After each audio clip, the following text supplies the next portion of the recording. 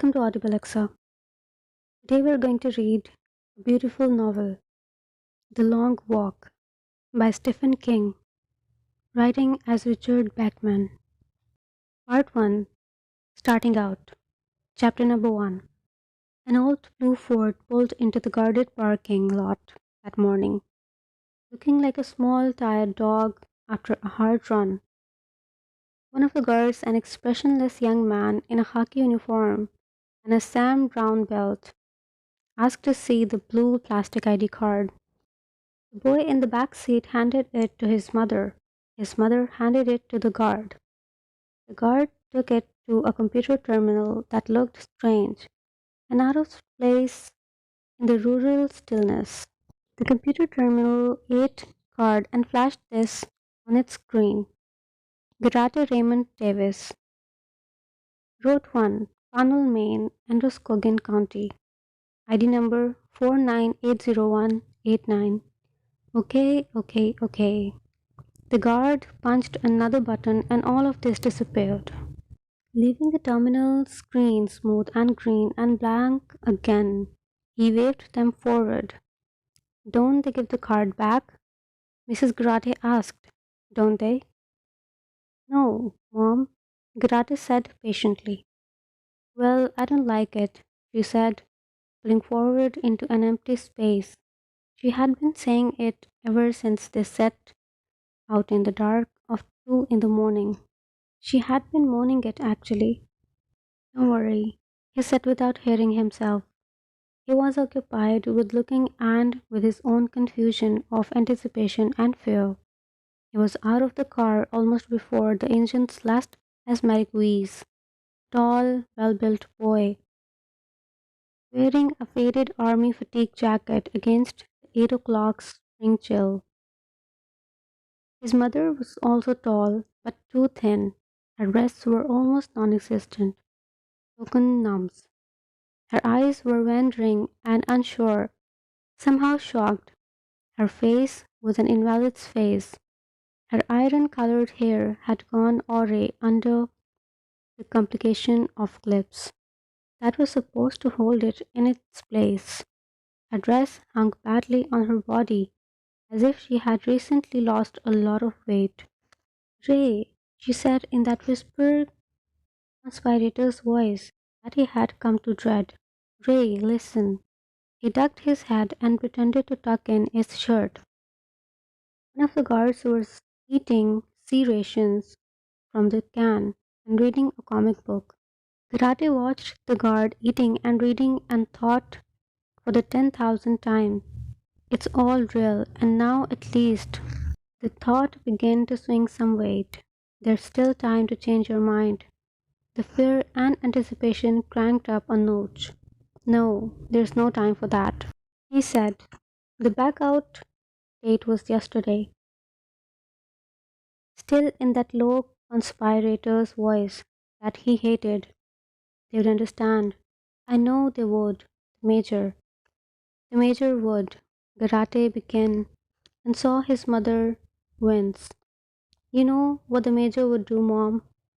Another car had finished the small ritual at the gate and had parked. A boy with dark hair got out. His parents followed, and for a moment the three of them stood in conference like worried baseball players. He, like some of the other boys, was wearing a light backpack. Karate wondered if he hadn't been a little stupid not to bring one himself. You won't change your mind? It was guilt, guilt taking the face of anxiety. Although he was only 16, Rei Karate knew something about guilt. She felt that she had been too dry, too tired, maybe just too taken up with her older sorrows to halt her son's madness.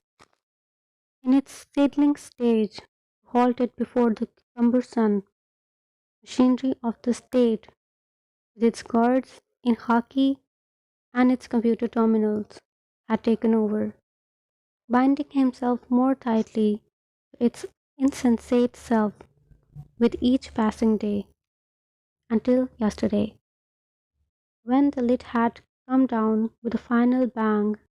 He put a hand on her shoulder. This is my idea, Mom. And no, it wasn't yours. I. He glanced around. No one was paying the slightest attention to them. I love you, but this way is best. One way or the other. It's not, she said, now verging on tears. Ray, it's not. If your father was here, he would put a stop to. Well, he's not. Is he? He was brutal, hoping to stave off her tears. What if they had to drag her off? He had heard that sometimes that happened. The thought made him feel cold. In a softer voice, he said, let it go now, Mom. Okay? He forced a grin. Okay? He answered for her. Her chin was still trembling, but she nodded. Not all right, but too late. There was nothing anyone could do. The light wind soared through the pines. The sky was pure blue. The road was just ahead, and the simple stone post that marked the border between America and Canada. Suddenly, his anticipation was greater than his fear, and he wanted to get going, get the show on the road. I made these. You can take them, can't you? They're not too heavy, are they? She thrust a foil wrapped package of cookies at him. Yeah. He took them and then clutched her awkwardly, trying to give her what she needed to have. He kissed her cheek. Her skin was like old silk. For a moment he could have cried himself. And he thought of the smiling, mustachioed face of the Major and stepped back, stuffing the cookies into the pocket of his fatigue jacket. Gee, bye, Mom. Goodbye, Ray. Be a good boy. She stood there for a moment, and he had a sense of her being very light, as if even the light puffs of breeze blowing this morning might send her sailing away like a dandelion gone to seed. Then she got back into the car and started the engine. Garate stood there. She raised her hand and waved. The tears were flowing now. He could see them. He waved back, and then, as she pulled out, he just stood there with his arms at his sides, conscious of how fine and brave and alone he must look.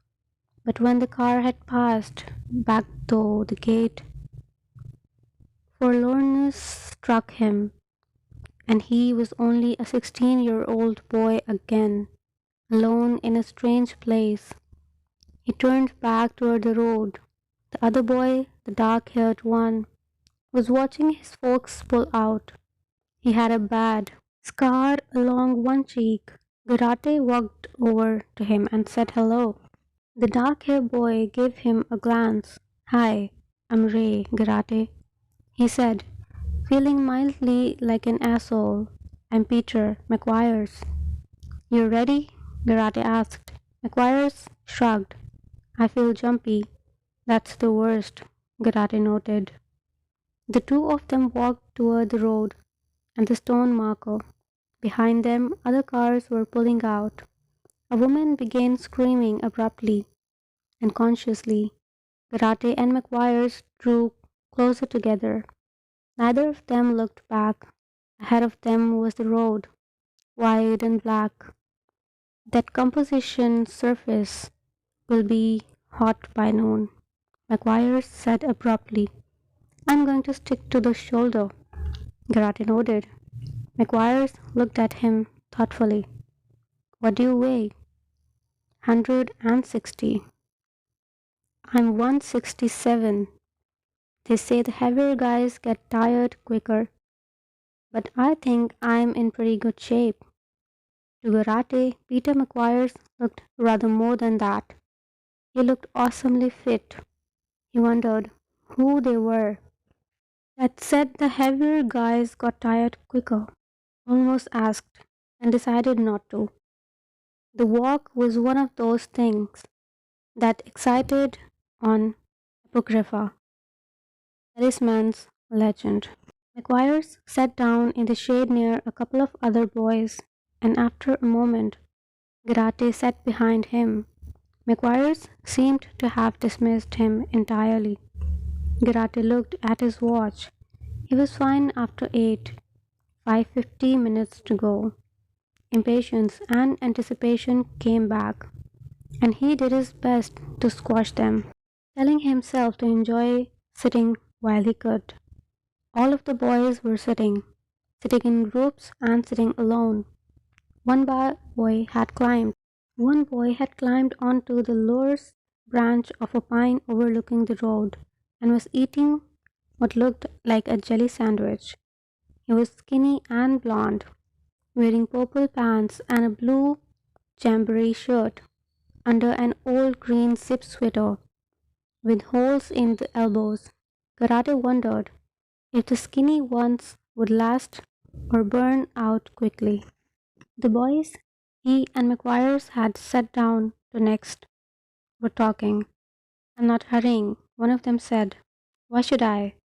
If I get warned to, so what? You just adjust, that's all. Adjustment is the key word here. Remember, where you heard that first. He looked around and discovered Garate and McGuire's. More lambs to the slaughter. Hank Olson's the name. Walking is my game. He said this with no trace of smile at all. Garate offered his own name. McGuire spoke his own absently, still looking off toward the road. I'm Art Baker, the other said quietly. He spoke with a very slight southern accent. The four of them shook hands all around. There were a moment's silence, and McGuire said, kind of scary, isn't it? They all nodded except Hank Olson, who shrugged and grinned. Garate watched the boy in the pine trees finish his sandwich, ball up the waxed paper it had been in, and toss it onto the soft shoulder. He'll burn out early, he decided. That made him feel a little better. You see that spot right by the marker post? Olsen said suddenly. They all looked. The breeze made moving shadow patterns across the road. Garate didn't know if he saw anything or not. That's from the long walk the year before last. Olsen said with prime satisfaction. He was so scared he just froze up at 9 o'clock. He considered the horror of it silently. Just couldn't move. He took his 3 warnings and then at 9 a.m. they gave him his ticket. Right there by the starting post. Garate wondered if his own legs would freeze. He didn't think so. But it was a thing you wouldn't know for sure until the time came. It was a terrible thought. He wondered why Hank Olson wanted to bring up such a terrible thing. Suddenly, Art Baker sat up straight. Here he comes. A dun-colored Jeep drove up to the stone marker and stopped. It was followed by a strange tread-equipped vehicle that moved much more slowly. There were toy-sized radar dishes mounted on the front and back of his half-track. 2 soldiers lounged on its upper deck, and Garate felt a chill in his belly when he looked at him. They were carrying army-type heavy caliber carbine rifles. Some of the boys got up, but Garate did not. Neither did Olson or Baker, and after his initial look, McGuire seemed to have fallen back into his own thoughts. The skinny kid in the pine tree was swinging his feet idly. The major got out of the jeep. He was a tall, straight man with a deep desert tan that went well with his simple khakis. A pistol was strapped to his Sam Brown belt, and he was wearing reflector sunglasses. It was rumored that the major's eyes were extremely light sensitive, and he was never seen in public without his glasses. Sit down, boys, he said. Keep hint 13 in mind. Hint 13 was conserve energy whenever possible. Those who had stood sat down. Karate looked at his watch again. It said 8:16, and he decided it was a minute fast. The major always showed up on time. He thought momentarily of setting it back a minute and then forgot it. I'm not going to make a speech, the major said, sweeping them with the blank lenses that covered his eyes. I give my congratulations to the winner among your number, and my acknowledgments of valor to the loser. He turned to the back of the jeep. There was a living silence. Garate breathed deep of the spring air. It would be warm, a good day to walk. The major turned back to them. He was holding a clipboard. When I call your name, please step forward and take your number. Then go back to your place until it is time to begin. Do this smartly, please. You're in the army now. Olsen whispered with a grin, but Garate ignored it. He couldn't help admiring the major.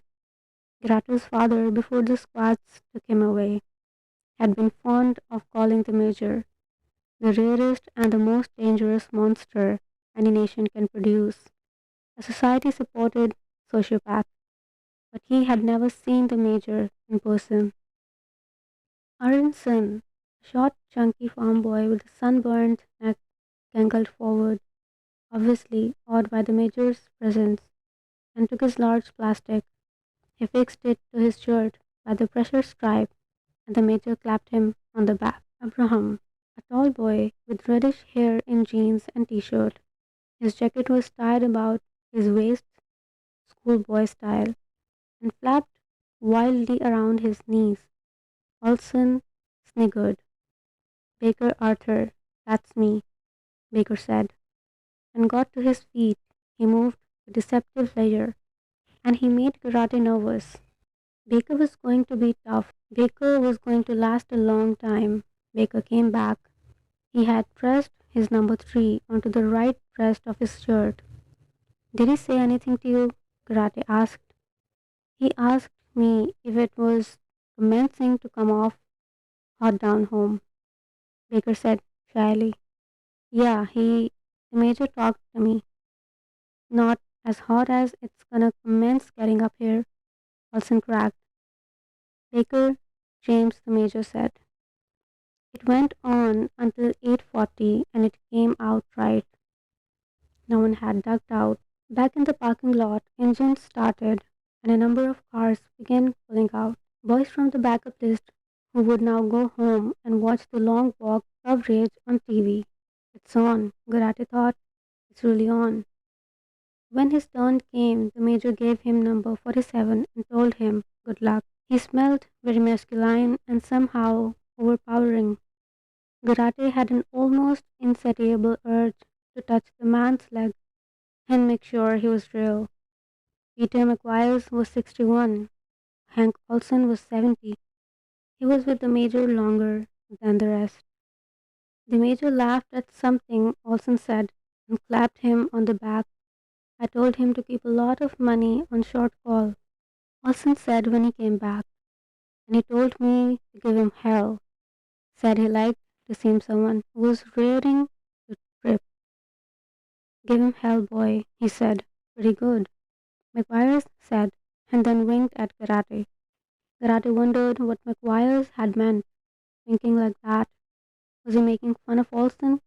The skinny boy in the trees was named Stebbins. He got his number with his head down, not speaking to the major at all, and then sat back at the base of his tree. Karate was somehow fascinated with the boy. Number 100 was a red-headed fellow with a volcanic complexion. His name was Suck. He got his number, and then they all sat and waited for what would come next. Then 3 soldiers from the half-track passed out, wide belts with snap pockets. The pockets were filled with tubes of high-energy concentrate pests. More soldiers came around with canteens. They buckled on the belts and slung the canteens. Olson slung his belt low on his hips like a gunslinger, found a wafer chocolate bar and began to eat it. Not bad, he said, grinning. He swigged from his canteen, washing down the chocolate, and Garate wondered if Olsen was just fronting, or if he knew something Garate did not. The major looked them over soberly.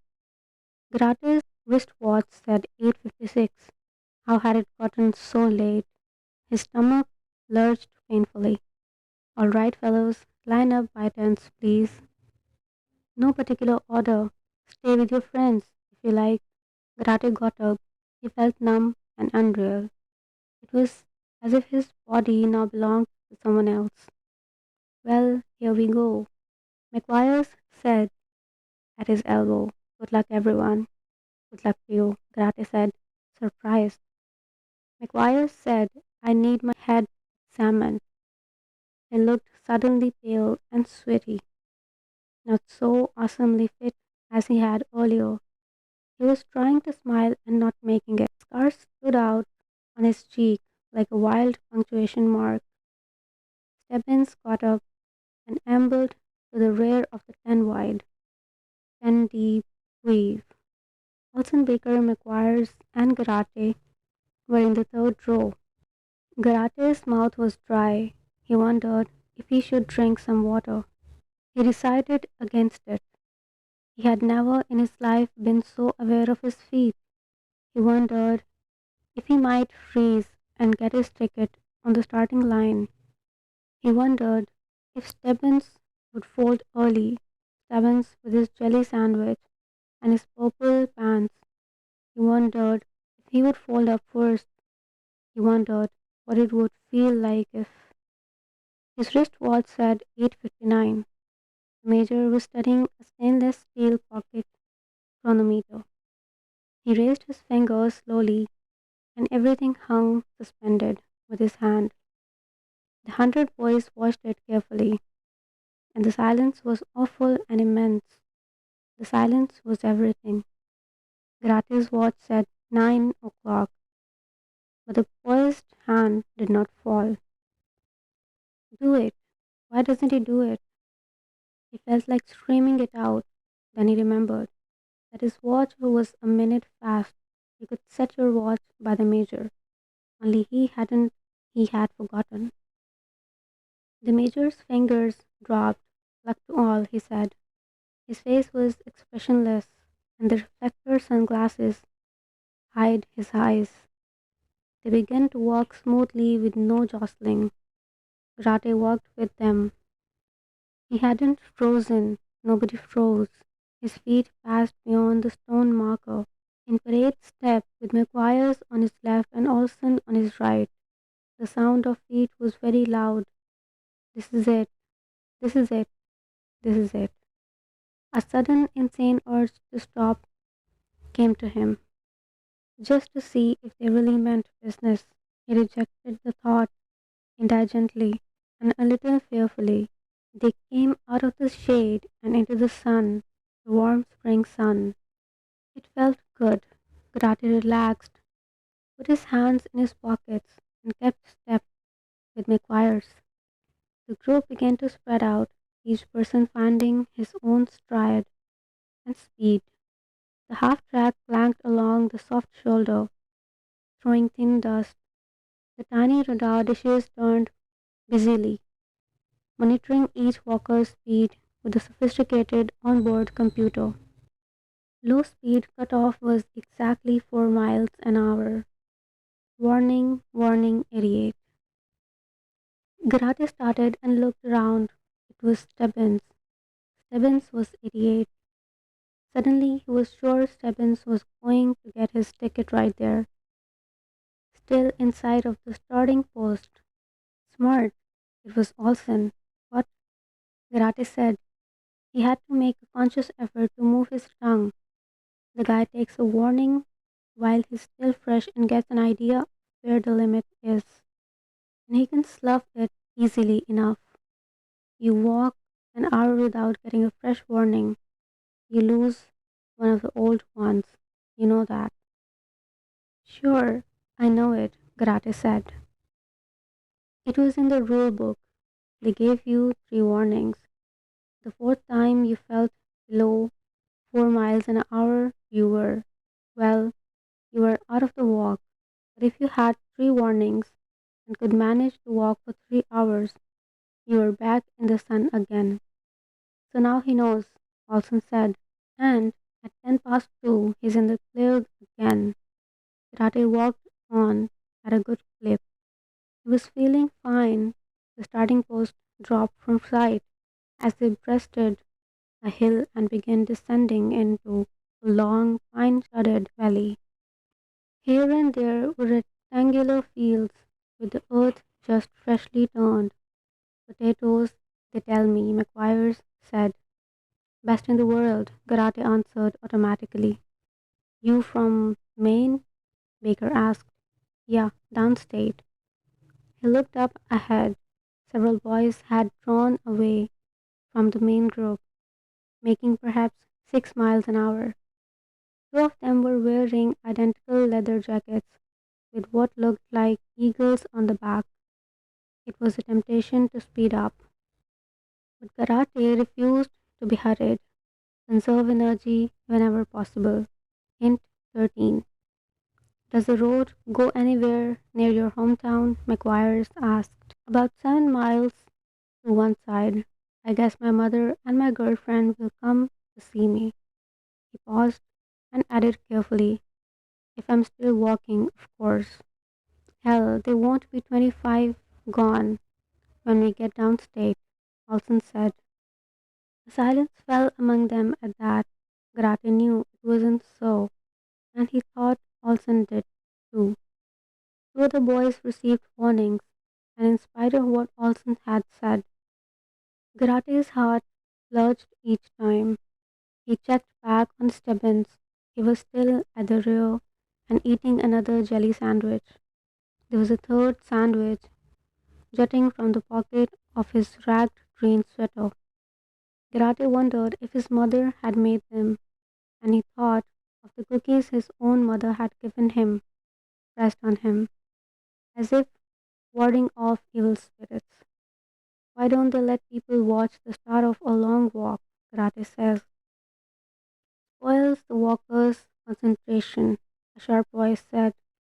Garate turned his head. It was a small, dark, intense looking boy with the number 5 pressed to the collar of his jacket. Garate couldn't remember his name. Concentration? He said. Yes. The boy moved up beside Garate. The major has said it. It was very important to concentrate on calmness and the beginning of a long walk. He pressed his thumb reflectively against the end of his rather sharp nose. There was a bright red pimple here. I agree. Excitement crowds TV later. Right now, all we need to do is focus. He started at Garate with his hooded dark brown eyes and said it again. Focus. All I'm focusing on is picking him up and laying up down, Olsen said. Five looked insulted. You have to pace yourself. You have to focus on yourself. You have to have a plan. I'm Gray Barkovich, by the way. My home is Washington, D.C. I'm John Carter, Olsen said. My home is Barsoom, Mars. Barkovich curled his lip in contempt and dropped back. There's one cuckoo in every clock, I guess, Olsen said. But Karate thought Barkovich was thinking pretty clearly, at least until one of the guards called out, Warning. Warning 5, about 5 minutes later. I've got a stone in my shoe, Barkovich said waspishly. The soldier didn't reply. He dropped off the half track and stood on the shoulder of the road opposite Barkovich. In his hand he held a stainless steel chronometer, just like the major's. Barkovich stopped completely and took off his shoe. He shook a tiny pebble out of it, dark, intense, his olive sallow face shiny with sweat. He paid no attention when the soldier called out, Second warning, 5. Instead, he smoothed his sock carefully over the arc of his foot. Oh, oh, Oslin said. They had all turned around and were walking backward. Stebbins, still at the tag end, walked past Barkovich without looking at him. Now Barkovich was all alone, slightly to the right of the white line, retyping his shoe. Third warning 5, final warning. There was something in Gratis' belly that felt like a sticky wall of mucus. He didn't want to look, but he couldn't look away. He was in conserving energy whenever possible by walking backward, but he couldn't help that either. He could almost feel Barkowitz's second shriveling away to nothing. Oh boy, Olsen said, that dumb shit is gonna get his ticket. But then Barkovich was up. He paused to brush some road dirt from the knees of his pants. Then he broke into trot, caught up with the group, and settled back into his walking pace. He passed Stubbins, who still didn't look at him, and caught up with Olsen. He grinned, brown eyes glittering.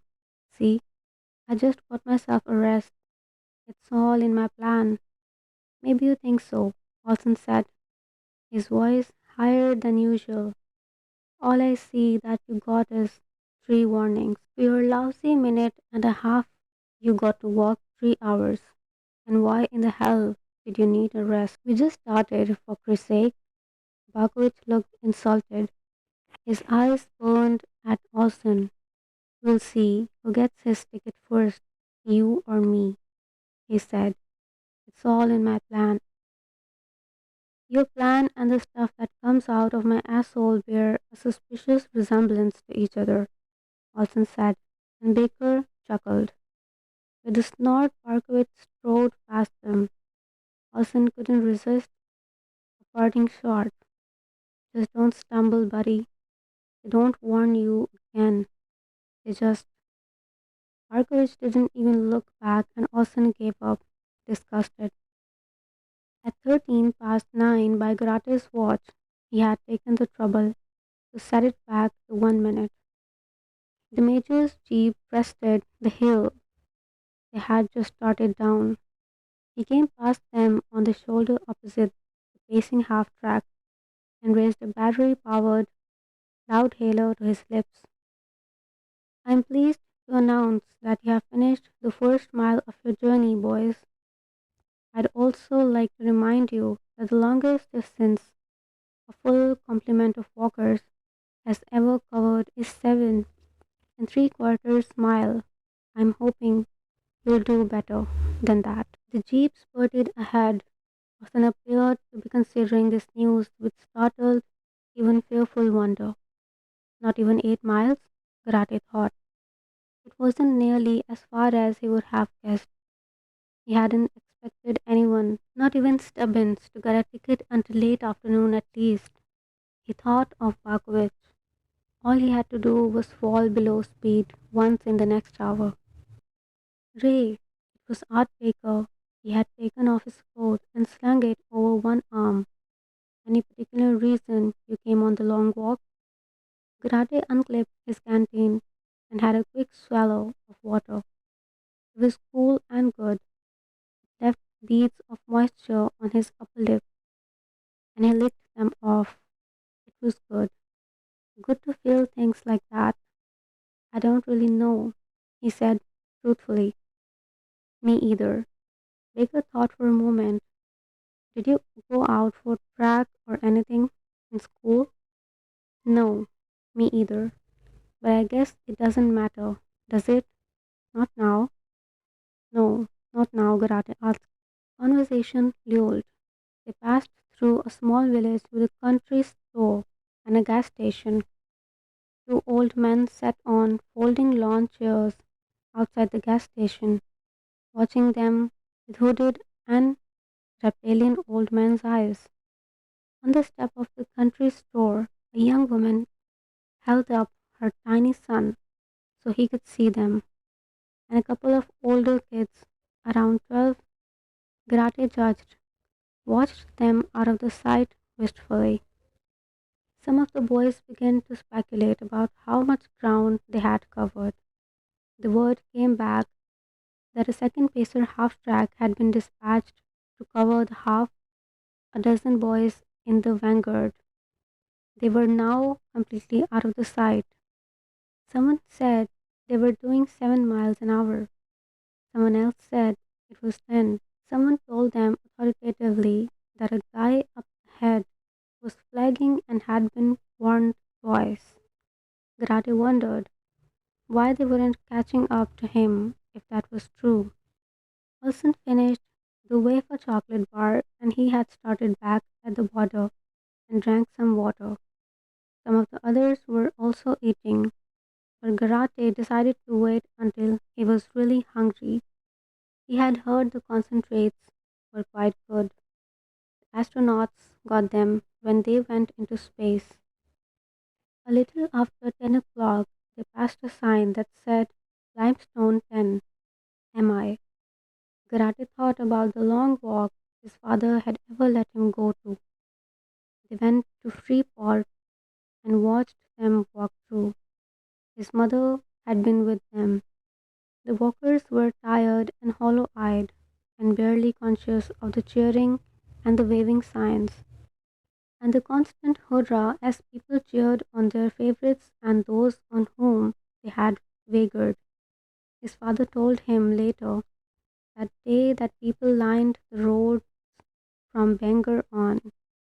Up country it wasn't so interesting, and the road was strictly cordoned off. Maybe so they could concentrate on being calm, as Vakovich had said. But as time passed, it got better, of course. When the walkers passed through Freeport that year, they had been on the road over 72 hours. Garate had been 10 and overwhelmed by everything. The major had made a speech to the crowd, while the boys were still 5 minutes out of the town. He began with competition, progressed to patriotism, and finished with something called the gross national product. Garate had laughed at that because to him gross meant something nasty, like boogers. He had eaten 6 hot dogs, and when he finally saw the walkers coming, he had wet his pants. One boy had been screaming.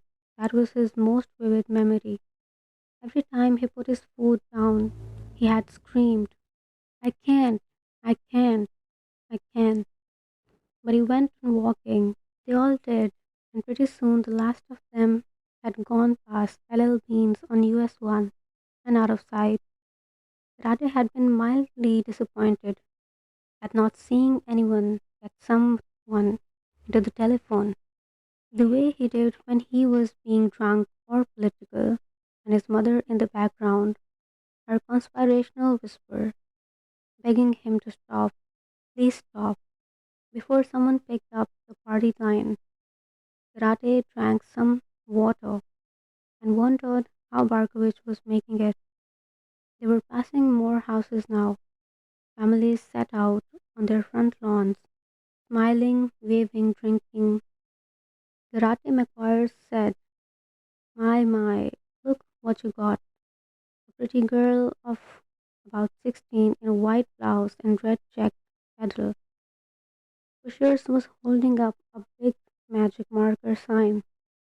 Go go Karate number 47. We love you, Ray. Maine's own. Karate felt his heart swell. He suddenly knew he was going to win. The unnamed girl proved it.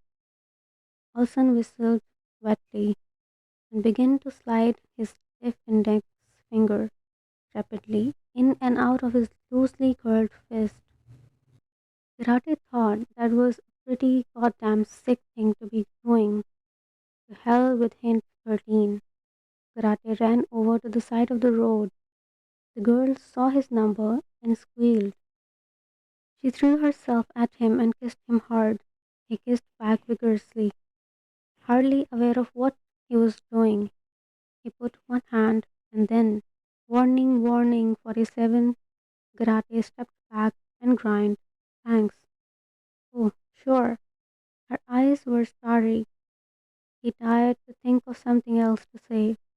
that he could see the soldier opening his mouth to give him the second warning. He trotted back to his place, panting a little and grinning. He felt a little guilty after hint 13, just the same. Olsen was also grinning. For that, I would have taken 3 warnings. Girate didn't answer, but he turned around and walked backward and waved to the girl. When she was out of sight, he turned around and began to walk firmly. An hour before his warning would be gone. He must be careful not to get another one. But he felt good. He felt fit. He felt like he could walk all the way to Florida. He started to walk faster. Ray McGuire was still smiling. What's your hurry? Yeah, that was right. Hint 6. Slow and easy does it. Thanks. McGuire went on smiling. Don't thank me too much. I'm out to win too. Karate stared at him, disconcerted. I mean, let's not put this on a Three Musketeers basis. I like you, and it's obvious you're a big hit with the pretty girls. But if you fall over, I won't pick you up. Yeah, he smiled back, but his smile felt lame. On the other hand, Baker drawled softly, we're all in this together, and we might as well keep each other amused. McGuire smiled. Why not? They came to an up slope and saved their breath for walking. Halfway up, Girate took off his jacket and slung it over his shoulder. A few moments later, they passed someone's discarded sweater lying on the road. Girate thought he's going to wish that they had that tonight. Up ahead, a couple of the point walkers were losing ground. Girate concentrated on picking them up and putting them down. He still felt good. He felt strong.